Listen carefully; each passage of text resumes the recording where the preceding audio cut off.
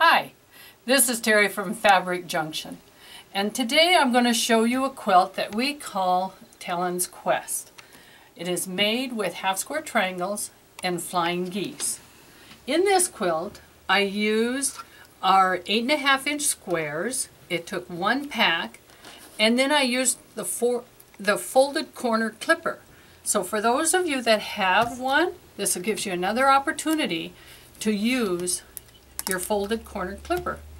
And this is the quilt that we're going to create.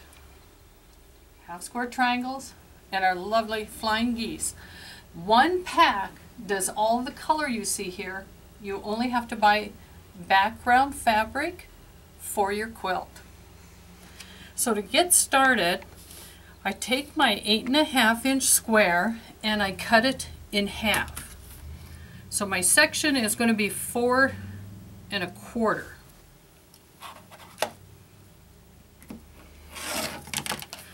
From there,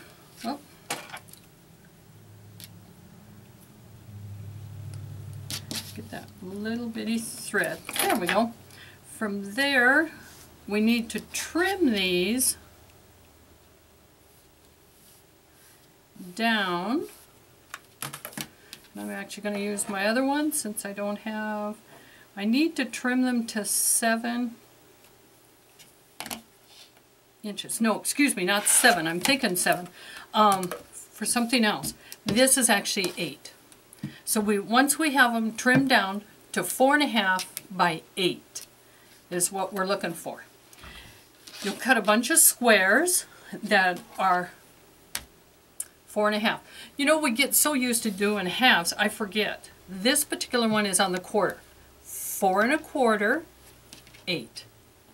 In the pattern, it does say that to remind you.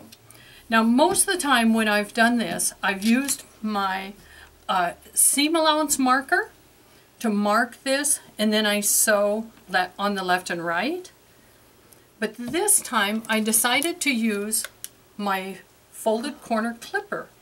And what I do is set it on here, like I'm going to make my traditional geese. I lay it on here, and you can see when you lay it on, it's at 4 1/4, 4 1/4. And I cut. Let's see if I got something. Got one to hang on to, because I don't want those to get separated. Now I'm going to sew, and this time when I sew, I will be doing both pieces. So I start on my goose, and I'm going to sew point to point. That's the other difference on this one, is I do want to sew point to point. So when you mark it, you will be marking it slightly different than we traditionally do. So once I've got that sewn point to point, now I want to sew the triangles.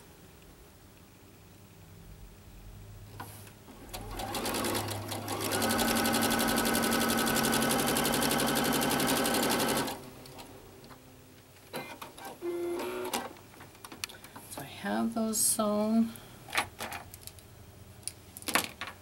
Now we're going to press.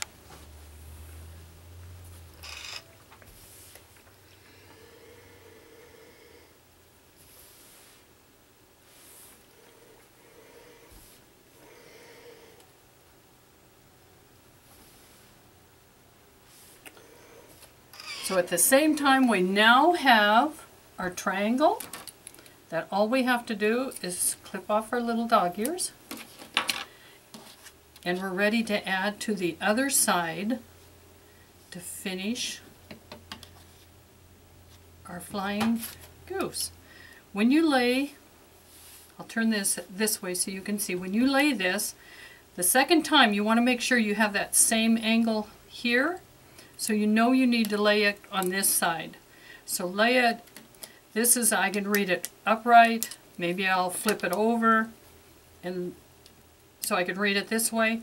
But before I cut, I want to make sure that I will be cutting opposite sides like that, so that I don't end up cutting my pieces from the wrong angle. So I lined it up. Again, I'm going to trim. Did I get? I must have the tiniest nick in that particular blade. And it happens. I want to line this back up nice. So on the goose, get it in there, lined up. I'm going to sew from point to point again.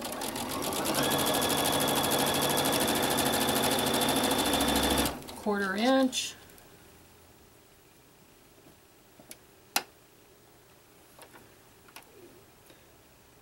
One of the things I liked about doing it this way, about sewing my two pieces, I really didn't get as bored as fast because I was making all these half square triangles, and I do get bored when I have to do a lot of them.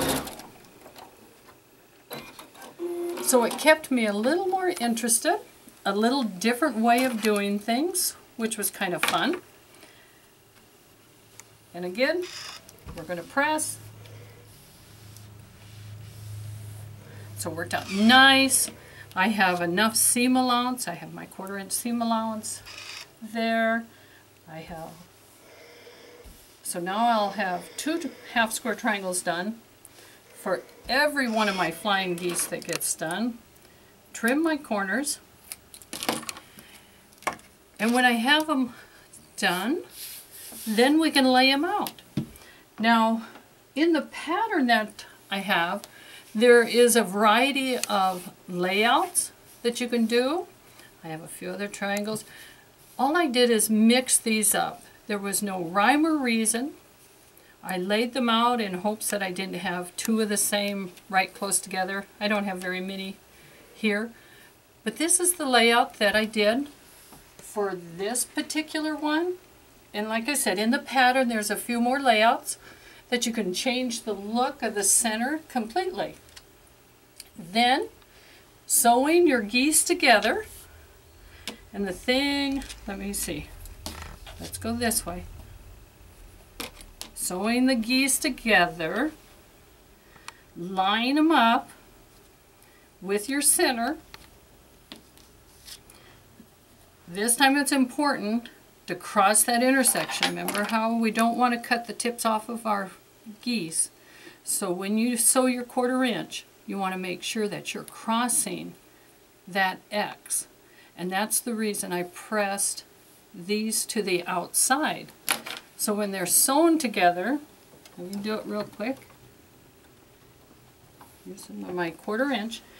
If this happens to be off just a little bit, let's say it actually measures just a hair more than what you need or a hair less, what you do as you're sewing, you still aim for this intersection.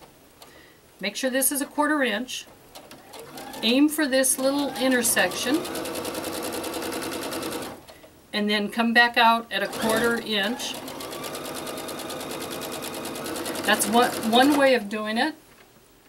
Another one is if you have more than you need, you extend this up here a little bit to keep everything straight. If you have less, it shifts back this way a little bit. But you want to stay as close to that 1/4 inch and cross that intersection so when you do open it up, you haven't nipped off the point on your flying geese. So that's the important part when sewing your flying geese together. But let's take another look at the quilt and see the beautiful job our quilters did with it. There is a pattern available, and like I said, the center has, I think it's a total of 4 different layouts if I remember right. A beautiful border. The flying geese makes a great lap quilt for any person. I hope you enjoyed this video. Do check us out at our website, junctionfabric.com, and the staff keeps reminding me, do join us. Subscribe to our channel so you'll be the first one to know when our newest video comes out. We would really appreciate it. Thank you again for watching.